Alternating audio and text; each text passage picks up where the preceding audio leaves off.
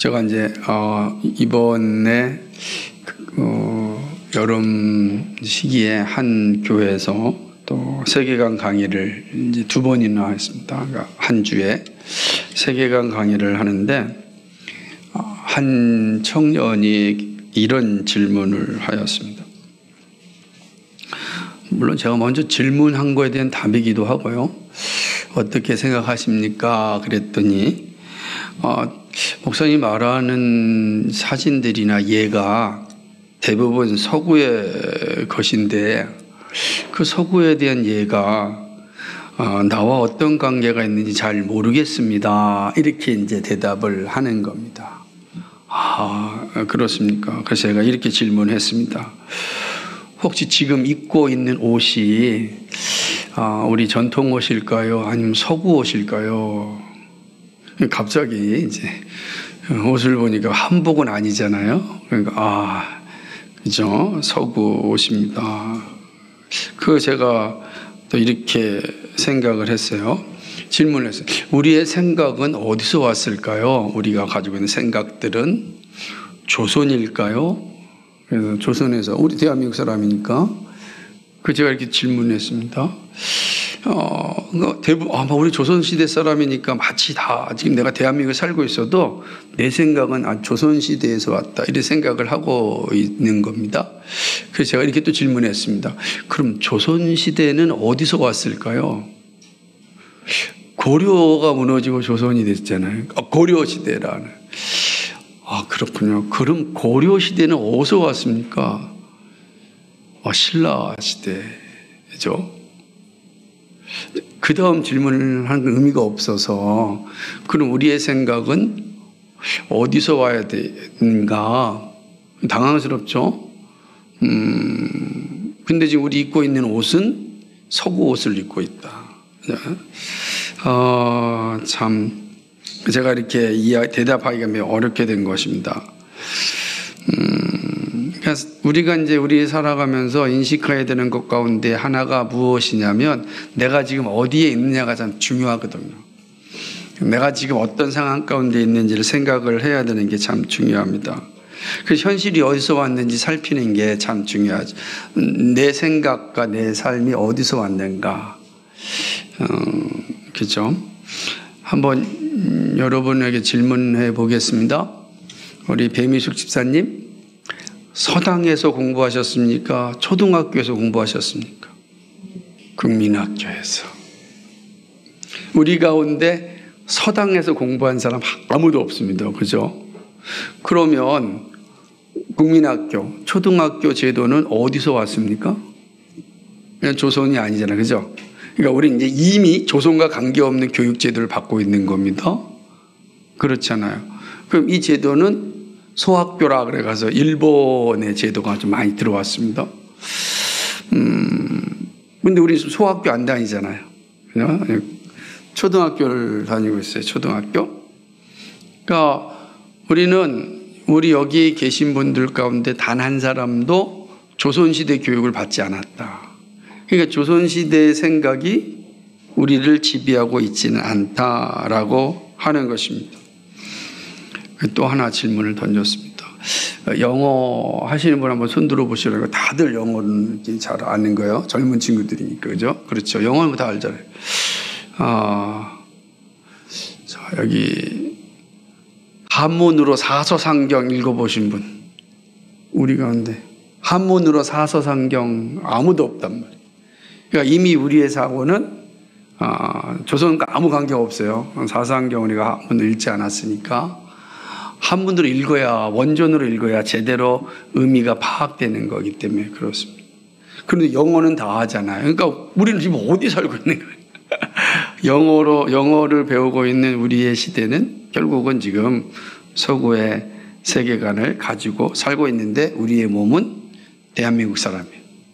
그죠? 우리의 머리의 세계관은 서구적 세계관이 가득한데 몸은 동양이란. 그러니까 인데 자꾸만 혼돈하는 게 뭐냐면 몸이 동양 사람이니까 생각도 동양적이다 인식을 하는 거예요.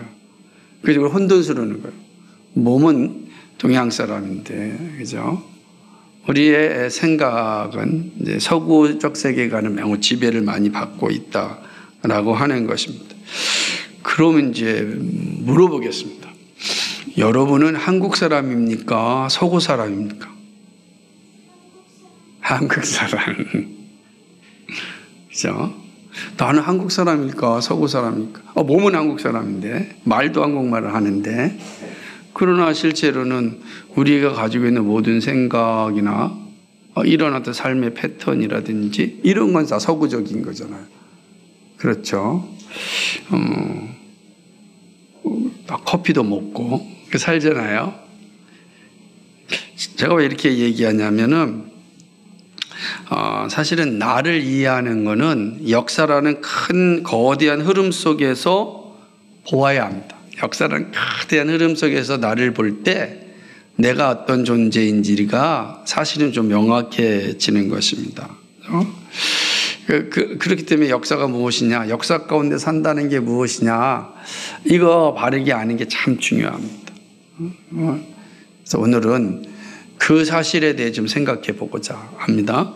그래서 오늘 우리가 살펴볼 다니엘서 7장은요, 7장부터 12장까지는 이제 계시문학입니다. 묵시문학이라 이런 표현을 씁니다. 묵시문학. 그 장르가 그렇다는 거예요. 그 모습을 가지고 있습니다. 여러분이 갑자기 7장이 오게 되면 우리 6장에서 누구를 만났습니까? 그죠? 다리오, 고레스 만났죠. 이거는 페르시아 왕이잖아요. 그죠?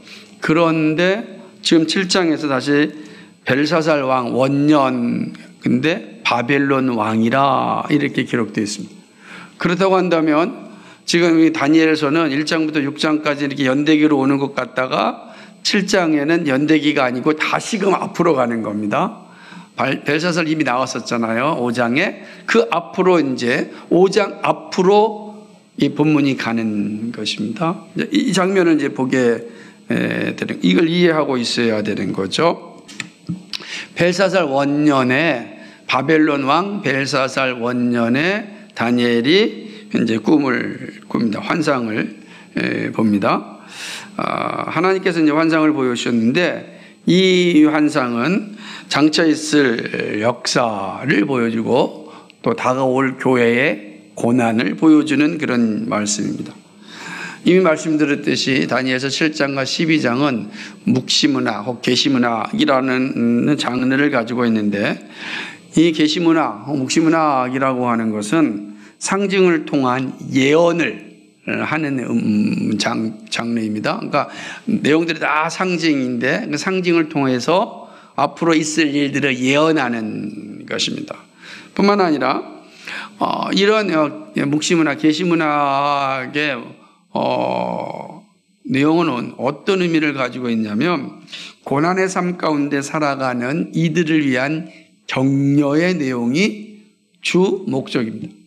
그러니까 고난 가운데 살아가는 성도들을 위하여서 격려의 말씀을 주는 게 바로 이 묵시문학의 모습입니다. 그러니까 우리가 이 본문을 이해할 때 이거는 상징을 통해서 역사적인 예언을 하는 말씀이구나 이렇게 인식을 해야 되고, 그리고 보통 묵시문학은 고난받는 성도들을 위하여서 하나님께서 격려하고 위로를 주시기 위하여서 주신 말씀이다 이렇게 인식을 하면 이제 여러분이 이 말씀을 듣거나 읽을 때 이제 지식을 가질 수가 있습니다.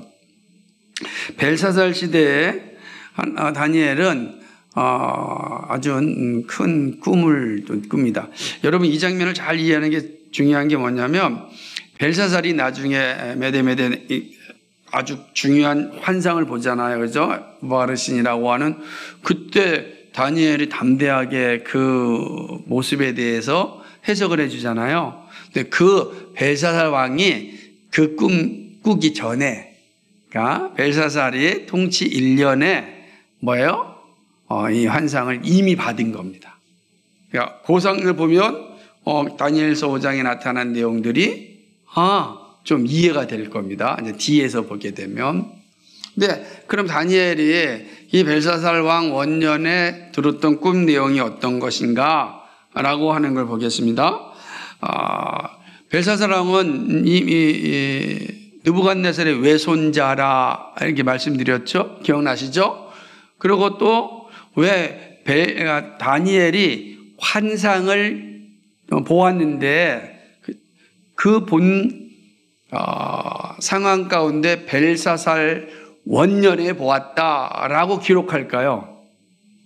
그 기록하는 이유는 다니엘이 꾸었던 이 환상이 역사적 한 시점에서 일어난 일이었다는 거예요. 상징으로 끝나는 것이 아니라 역사적 한 시점에 하나님께서 계시하여 주셨다는 것입니다.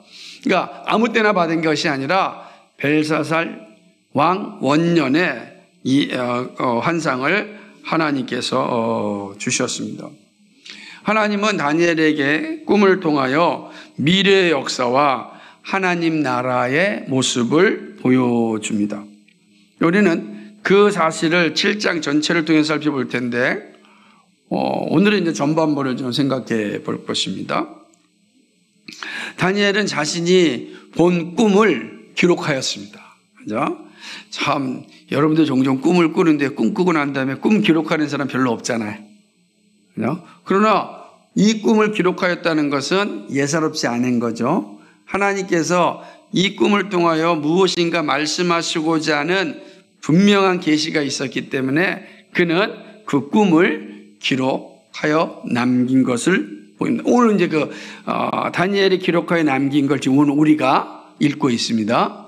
이 어떤 내용인가라고 하는 것인데, 이 다니엘이 본 꿈은 다니엘서 2장에서 느부갓네살의 꾼 꿈과 연결되어 있습니다. 그러니까 이 꿈은 독립적으로 존재하는 게 아니라 이미 앞서서 느부갓네살 왕이 꾼 꿈, 금신상에 관한 꿈이었잖아요. 그 금신상에 관한 꿈과 함께 이어지는 것을 보게 됩니다.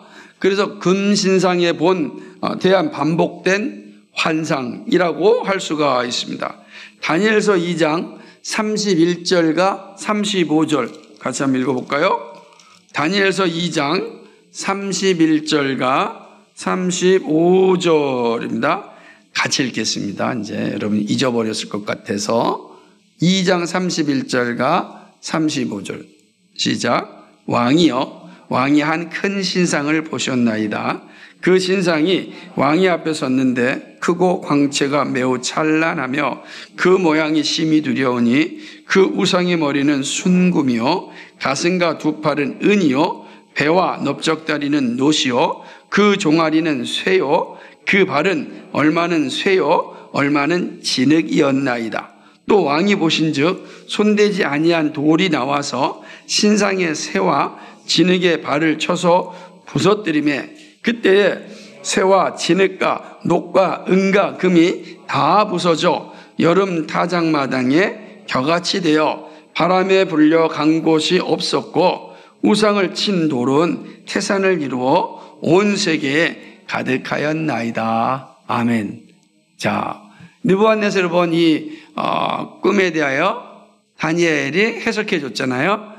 해석이 뭡니까? 장차 일어날 역사를 설명하여 주었습니다.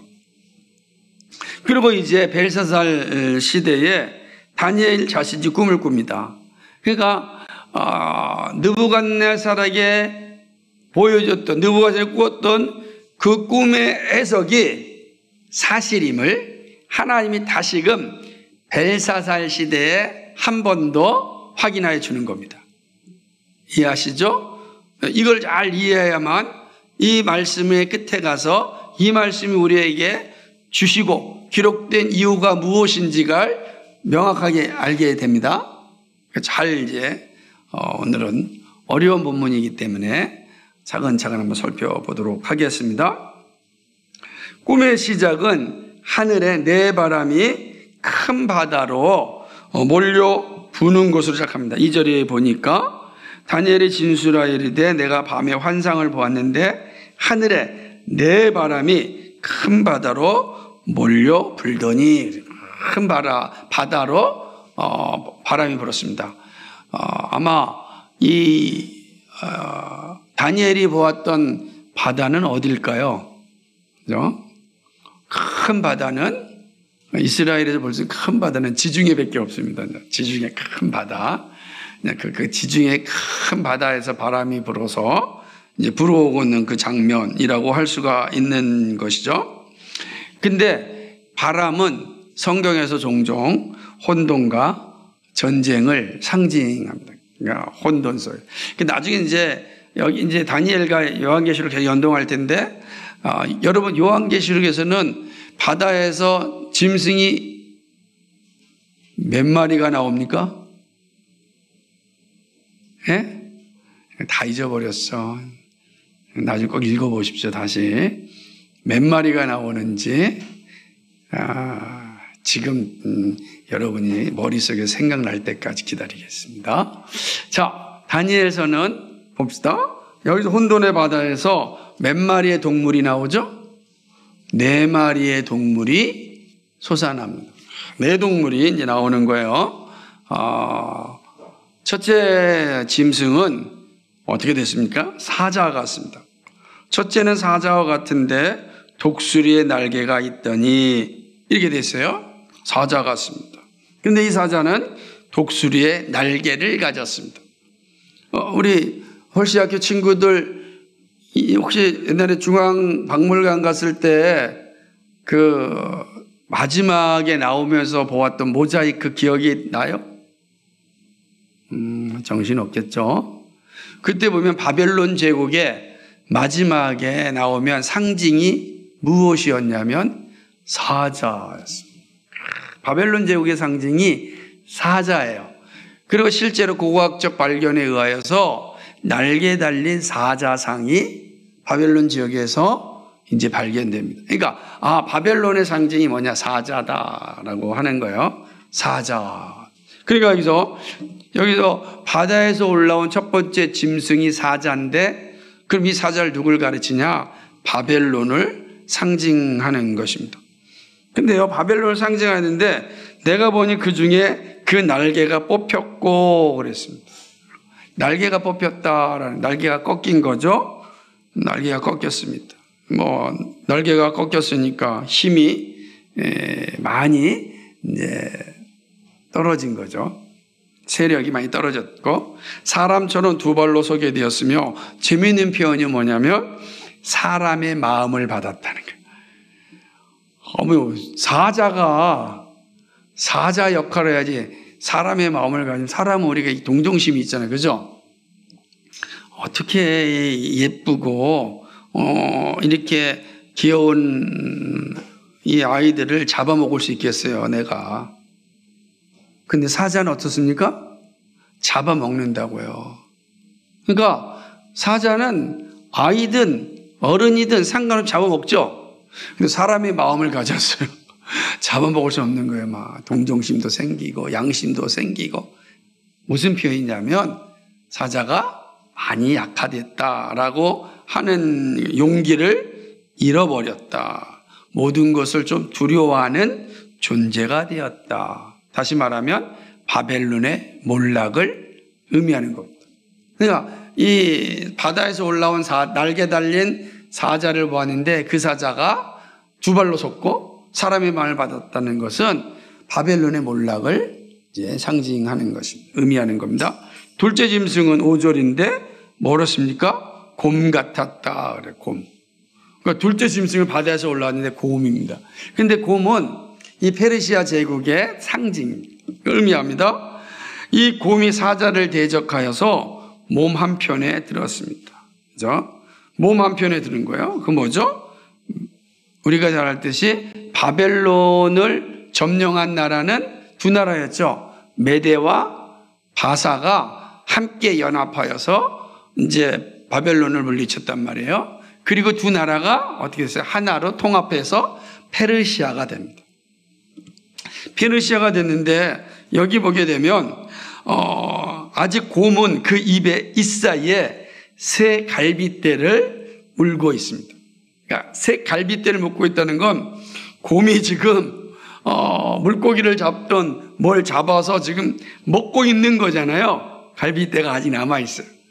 무슨 말이냐면 페르시아의 정복 전쟁이 끝나지 않음을 맹렬하게 지금 정복 전쟁을 하고 있음을 의미하는 것입니다. 그러니까 누구보다도 아주 이전에 다른 앞선 바벨론 제국과 비교할 수 없을 정도로 페르시아 제국이 엄청나게 지금 정복 전쟁을 하고 있음을 의미하는 것입니다. 대단하죠.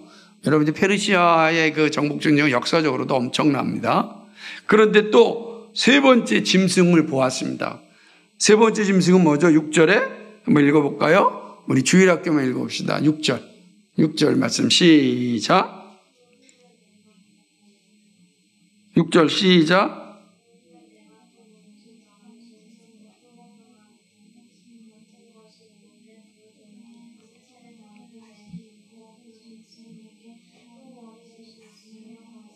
아멘. 이렇게 돼 있죠. 다른 짐승을 봤는데 표범이 있는데 표범인데 날개가 몇이에요? 4개가 있다. 2개가 아니에요. 날개가 몇입니까? 4개가 있습니다. 그죠? 또 그 짐승의 머리가 몇이 있어요? 4개가 있다. 그러니까 엄청나게 빠른 표범인데 4날개와 4머리를 가지고 있다. 이렇게 이야기하고 있는 것입니다.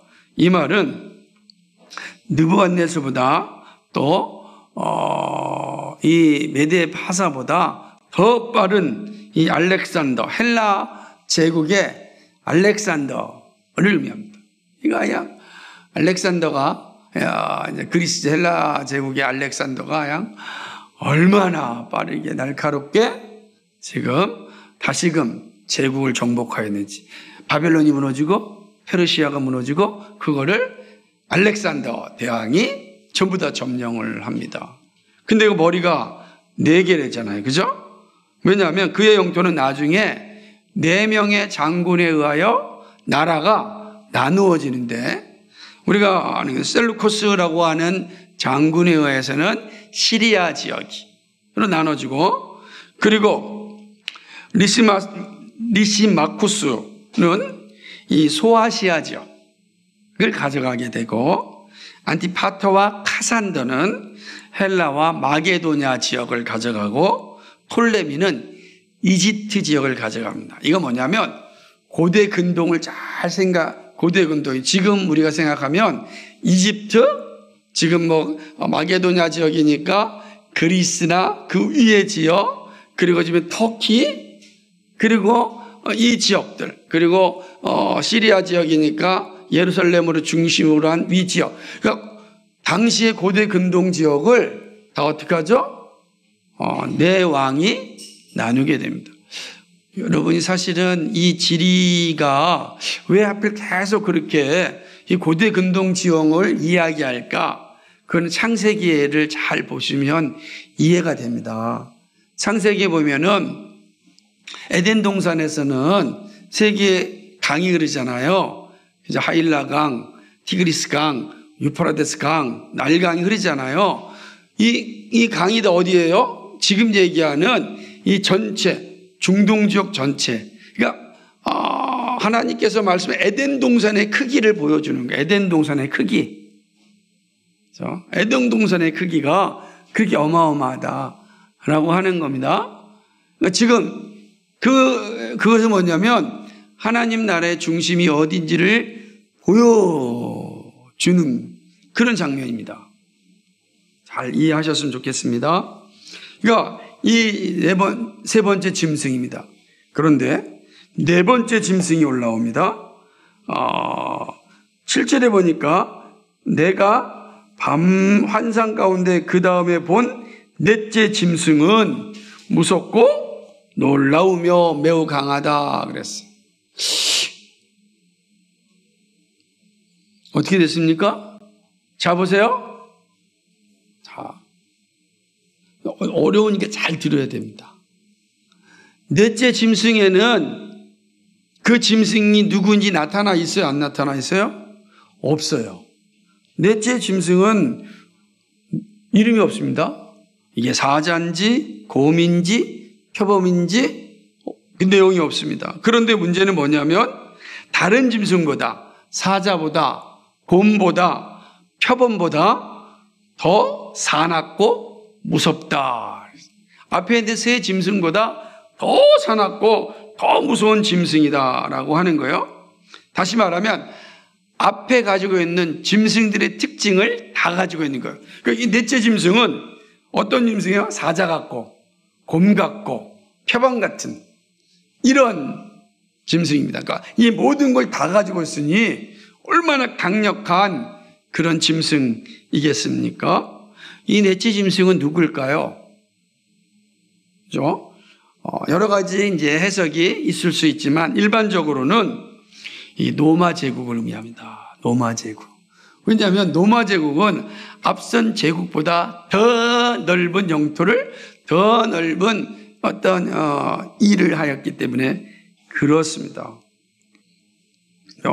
뿐만 아니라 이것은 요한계시록의 해석과 연관되어 있습니다. 이제 여러분에게 답을 알려줍니다. 요한계시록 13장 1절과 2절을 찾아보겠습니다. 이 다니엘서는 요한계시록과 다 계속 연동되어 있어요.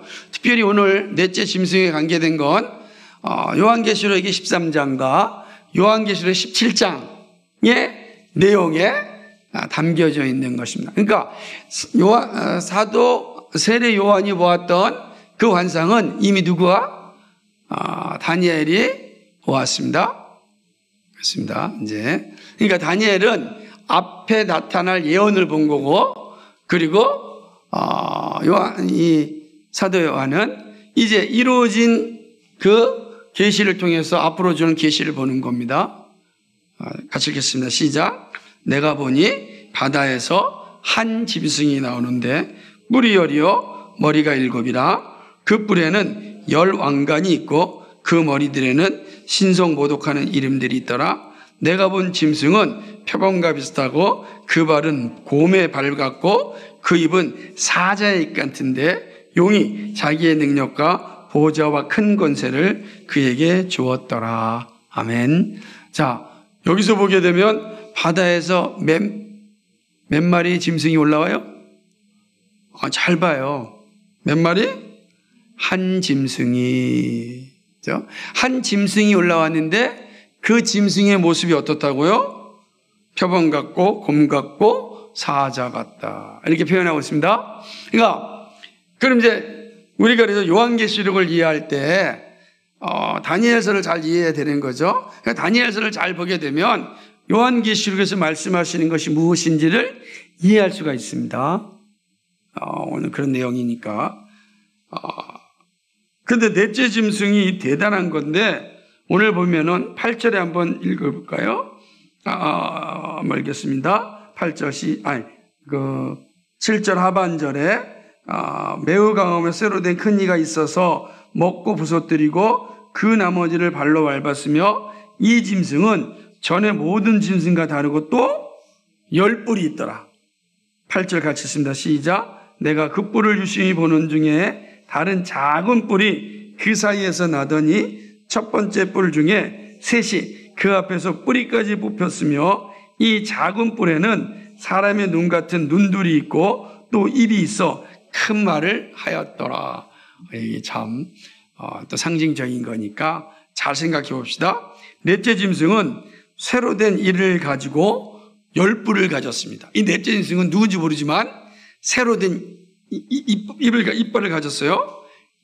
뭐든지 씹으면 다 부술 수 있는 이빨을 가졌습니다.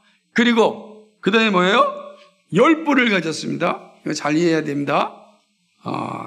여러분이 이거 좀 힘들지만 잘 들으셔야 돼요. 언제 또 이 설교할 수 있겠습니까? 설교 못 듣는 분은 이제 계속 이제 다니엘서 고민하겠죠? 여러분 잘 들으셔야 돼요. 이 쇠 입을 가졌고 쇠 이빨을 가졌어요. 그리고 10뿔을 가졌습니다. 10뿔이 뭘까? 10뿔은 일반적으로 로마 제국 이후의 역사를 의미합니다. 요한계시록 17장 12절에 보니까 내가 보던 열 뿔은 열 왕이니 아직 나라를 얻지 못하였으나 다만 짐승과 더불어 임금처럼 한동안 권세를 받으리라 그랬어요. 그러니까 열 뿔은 뭐예요? 열 왕이에요. 열 왕이에요. 로마 제국 이후에 일어날 그런 나라들을 상징하는 것입니다. 그런데 보니까 근데 뿔 가운데 작은 뿔이 나오는 거야. 열 뿔 가운데 작은 뿔이 나와요. 그럼 뿔이 몇 개예요? 11개잖아요. 그죠? 작은 뿔이 딱 나오는 겁니다. 그 작은 뿔이 나와가지고 그 앞에 있는 새 뿔을 뿌리까지 뽑습니다. 앞에 있는 새 뿔을 뿌리까지 뽑아버리고 마는 것입니다. 즉 앞에 있는 새 왕국을 물리쳤음을 의미하는 것입니다. 이제 7뿔이 남았습니다. 그죠? 사실은 작은 뿔이 누구인지 이해하는 게 중요합니다. 작은 뿔이 누굴까? 그죠? 그러니까 이 넷째 짐승에서 이 넷째 짐승이 지금 10뿔을 가졌는데 그 중에서 한 뿔이 나와가지고 3개 뿔을 다 죽여버렸다고요. 이 누군가 분명히 작은 뿔 아주 강력한 세력입니다. 근데 이건 이제 종말론적으로 좀 이해가 필요해요. 마지막 하나님 나라를 생각하는 관점에서 봐야 되는데 이것은 이 작은 뿔은 장차 올 하나님의 교회를 대적하는 권력과 핍박자를 의미하는 겁니다. 그러니까 지금 계속해서 교회를 핍박하고 있는 핍박자들, 그게 이제 작은 뿔입니다. 왜냐하면 이름도 없고 실체도 없어요. 근데 이들이 지금 교회를 계속해서 핍박하고 있다라고 하는 것입니다. 작은 뿔이 말하는 사이에 어떤 일이 일어납니까? 말하고 있는 사이에 9절 볼까요? 11절입니다. 11절 읽어볼까요? 시작. 그때 내가 작은 뿔이 말하는 큰 목소리로 말미암아 주목하여 보는 사이에 짐승이 죽임을 당하고, 이 짐승은 넷째 짐승이죠. 그 짐승은 누굴까요? 로마가 멸망을 하게 되는 것입니다. 이 모습이 이제 나타나게 되는 거죠. 그러니까 로마가 이제 완전히 멸망하여 사라졌습니다. 그 작은 뿔이 지금 나와가지고 로마의 제국도 없애버렸어요. 이 작은 뿔이 얼마나 강력한 세력인지. 넷째 짐승이 죽어버리고 그리고 뿔만 남은 거예요. 뿔이 지금 이 넷째 짐승에 있는 뿔인데 그 뿔이 나와서 짐승을 죽여버렸고 뿔만 자기 역할을 하는 겁니다. 이걸 상징적으로 생각해야 돼요. 짐승에서 뿔이 나왔으면 짐승이 지금 뿔도 죽은 거 아닌가? 이렇게 생각하면 이게 이제 물리적인 거고 상징적으로 봐야 됩니다. 뿔이 나와서 죽인 거. 마치 이런 것 같다 생각하면 돼요. 우리 살모사 있잖아요. 살모사는 엄마 뱃속에서 나오지만 나와서 자기 뭘 죽이잖아요. 죽이고 자기가 살아나는 거예요. 살모사랑 뱀이 그렇습니다. 그러니까 마치 이런 것처럼 한 뿔이 나와가지고 넷째 짐승을 죽여버리고 만 거. 그 남은 거 뭐예요? 이제 작은 뿔과 7개의 뿔이 남은 거죠. 그죠? 그 내용을 보여주고 있는 것입니다. 그런데 이들이 어떻게 됐습니까? 12절에 보니까 한번 12절 읽어볼까? 시작. 그 남은 짐승들은 그의 권세를 빼앗겼으나 그 생명은 보존되어 정한 시가 이르기를 기다리게 되었다. 갑자기 남은 짐승들이 왜 나와요, 여기서? 그죠? 이 남은 짐승들은 누굴까요? 앞에 짐승들이 뭐가 있었습니까? 사자, 곰, 표범. 이 짐승들이 남았다라는 거예요. 무슨 말이냐면 그 짐승들에게 속하였던 사람들, 그죠? 역사 속에 존재하는 거죠. 그러니까 이들은 남아있습니다. 보존이 되어서 정한 시기가 이르기를 기다리다라고 하는 것입니다. 그럼 이게 어떤 걸까? 그래서 어떤 분들은 이게 문화의 존속을 의미한다. 이렇게 이야기를 하는 것이죠. 근데 이제 참 이게 어려운 부분입니다. 정말 문화의 존속이 지금까지 유지되는 건가? 그러니까 해석하기 어려운 부분입니다. 어쨌든 간에 참 어려워요. 이 부분은 우리가 해석하기 어렵습니다. 그런데 중요한 건 뭐죠? 어쨌든 이들이 정한 시기까지 기다린다는 거예요. 그 정한 시기가 언제일까요? 그 최후의 심판 때를 얘기합니다. 그러니까 최후의 심판 때까지 이 땅에 이 세력들이 남아있는 겁니다. 하나님을 대적하는 세력들이 계속 남아있어요. 적그리스도 세력들이 남아있어요. 그러다가 정한 시기에 하나님의 심판을 받게 되는 것입니다. 왜 그러냐면 그 내용들을 다시금 9절과 10절에서 보여주고 있기 때문에 그렇습니다. 다니엘은 왕국의 흥명성쇠를 보는 가운데에 옛적부터 계신 성부 하나님과 인자 같은 성자 하나님을 보게 됩니다. 그죠? 성부 하나님의 영광과 거룩함을 다니엘이 봐요. 9절과 10절을 보게 되면 정말로 이렇게 표현하고 있습니다. 옛적부터 항상 계신 이 성부 하나님이죠. 좌정하셨는데 그의 옷은 희기가 눈 같고 그의 머리는 깨끗한 양의 털 같고 그의 보좌는 불꽃이요 그의 바퀴는 타오르는 불이요. 이 보좌, 라고 하는 겁니다. 이 바퀴가 돌아가는 보좌라고 우리가 요한계시를 살펴보았는데 내용인 겁니다. 그 불이 강처럼 흘러서 그의 앞에서 나오며 그를 섬기는 자가 천천히고 그 앞에 모셔선 자는 만만이라. 그러니까 무슨 말이죠? 온 우주가 하나님을 경비하고 있고 섬기고 있는 그 장면을 묘사. 우리가 이해할 수 있도록 천천만만뿐이겠어요? 그게 아니라 온 우주가 하나님을 섬기고 하나님을 경비하고 있는 것입니다. 근데 거기에 뭐가 있습니까? 잘 보세요. 10절 하반절에 보니까 모셔선 만만이며 심판을 베푸는데 뭐가 펴 있습니까? 뭐가? 아이 참.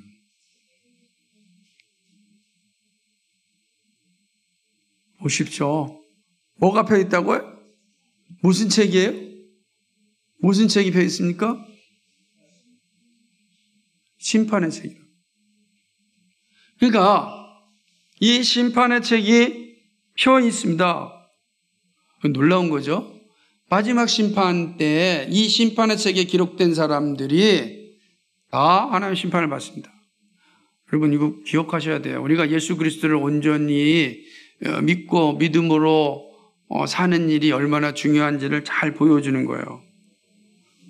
그렇게 된 겁니다. 그런데 여기서 환상이 끝나는 것이 아니라 13절, 14절의 환상이 다시 이어집니다. 13절, 14절 같이 읽어볼까요?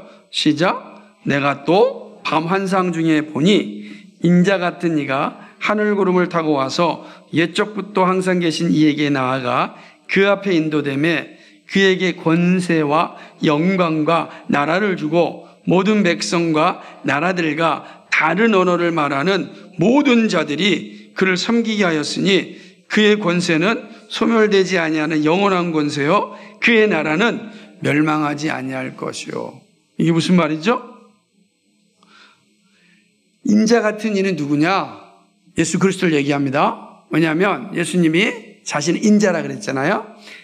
예수님이 구름을 타고 와서 옛적부터 항상 계신 이가 누구죠? 성부 하나님. 성부 하나님께 나아간데 14절에 보니까 그에게 다시 말하면 성자 하나님 예수님에게 권세와 영광과 나라를 주었습니다. 그럼 모든 나라 만민들이 예수님을 섬기게 하였습니다. 그 예수님의 권세는 소멸되지 않냐는 영원한 권세입니다. 심판하는 권세다. 구원케 하는 권세요. 심판하는 권세다. 이렇게 말씀해 주고 있습니다. 자, 그러니까 이 환상까지 보는 겁니다. 그러면 물론 이제 나중에 15절부터 해석하면은 또다시 이 의미가 무엇인지를 좀 더 명확하게 볼 수가 있을 것입니다. 다니엘이 이 놀라운 환상을 보았습니다.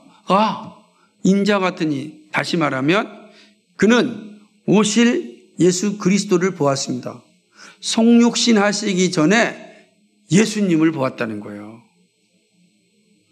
잘 보셔야 됩니다. 다니엘이 구원받았죠? 다니엘 구원받았죠? 천국 갔죠? 다니엘이 어떻게 구원받았습니까? 예? 다니엘 어떻게 구원받았습니까? 예수 그리스도를 믿음으로. 오실 인자이신 예수 그리스도를 믿었습니다. 아니, 되게 중요한 거예요. 그러니까, 근데 이게 언제 다니엘이 보았습니까? 벨사살 원년에.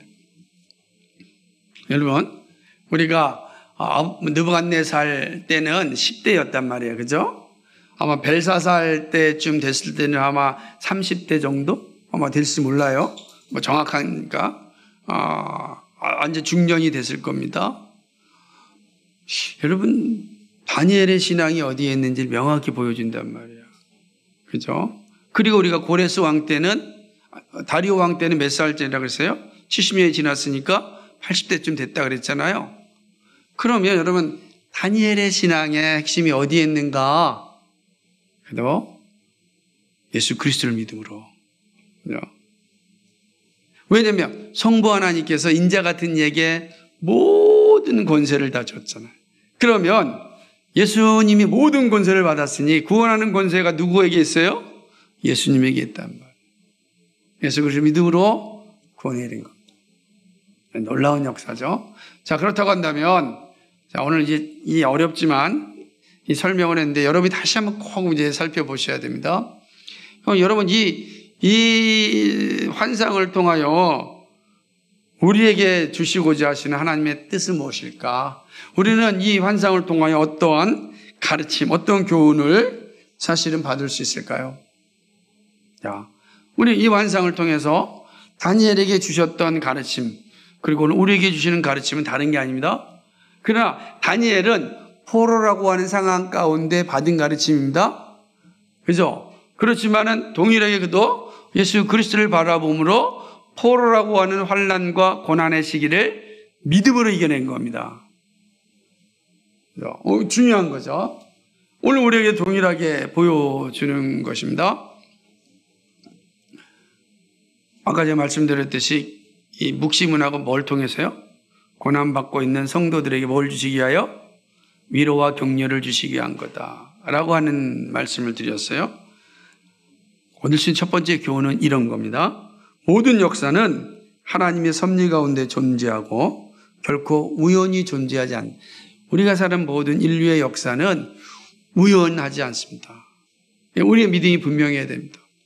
이 세상 사람들은 역사의 우연성을 말합니다. 우연하다. 그죠? 진화론적 역사의 핵심이 뭐예요? 우연이라, 우연. 진화론의 역사는 우연이에요. 우리 모두가 다 우연한 시기에 우연한 방법으로 우리가 우연이 되어졌다. 그래서 우연을 인간의 방법으로 사용한 데는 뭐예요? 인연이 되는 거예요. 우리가 말하는 인연이다. 그게 아니라는 겁니다. 모든 역사는 하나님의 섭리 가운데 존재한다.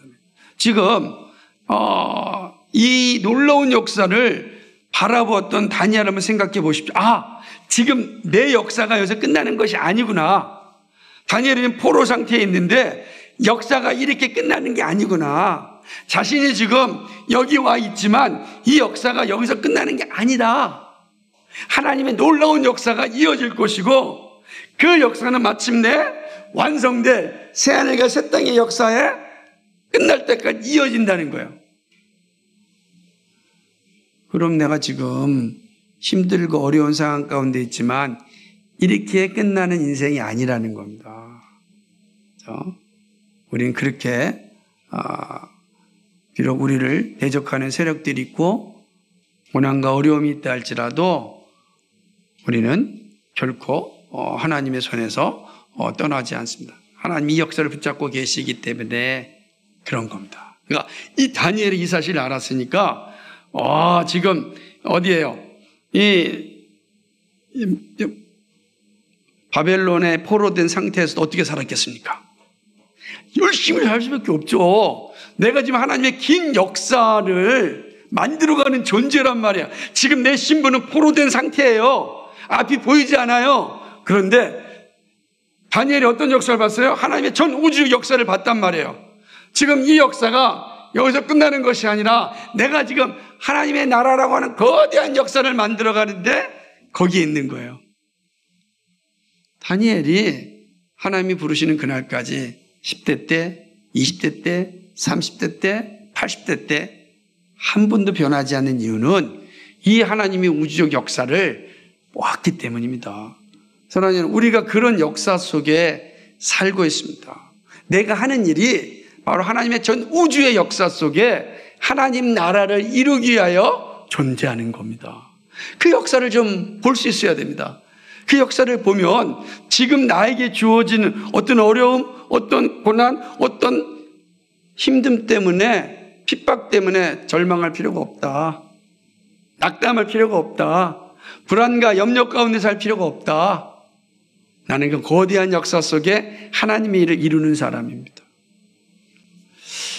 이 거대한 역사를 좀 볼 수 있었으면 좋겠어요. 이 포로로 잡혀온 다니엘이 이 거대한 하나님의 역사를 보았기 때문에 포로 생활 속에서 담대했다고요.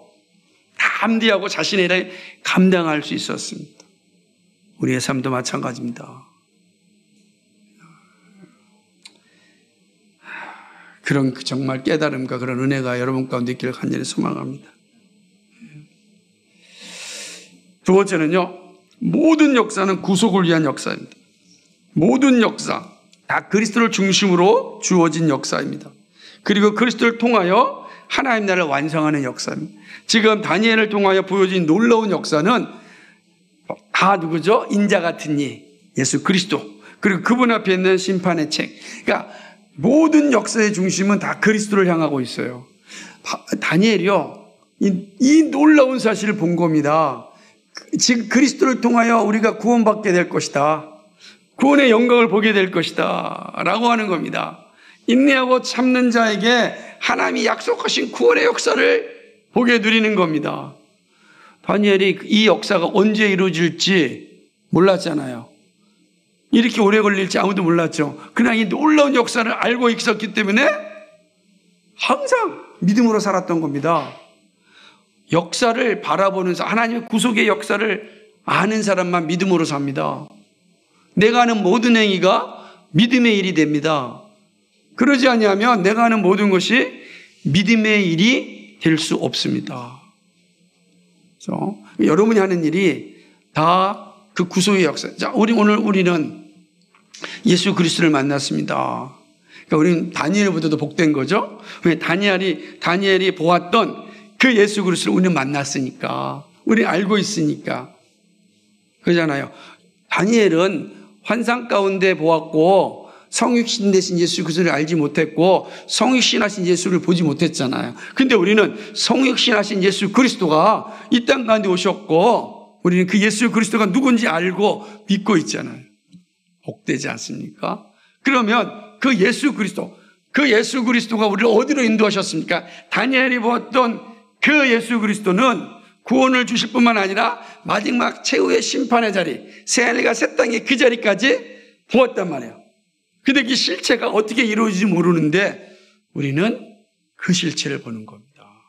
예수 그리스도를 통하여 장차 이루어질 심판과 장차 이루어질 새하늘과 새 땅을 보는 겁니다. 이 모든 영광은 오직 예수 그리스도를 믿는 자에게만 주어집니다.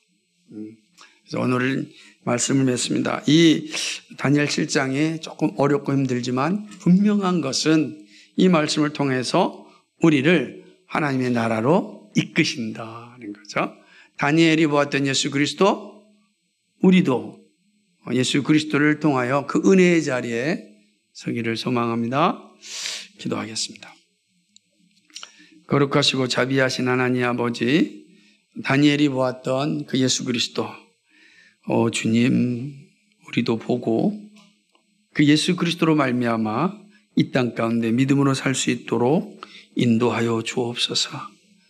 역사의 주인이신 그 하나님의 놀라운 섭리를 하나님, 우리가 오늘도 이 현장 가운데서 살아낼 수 있도록 도와주옵소서.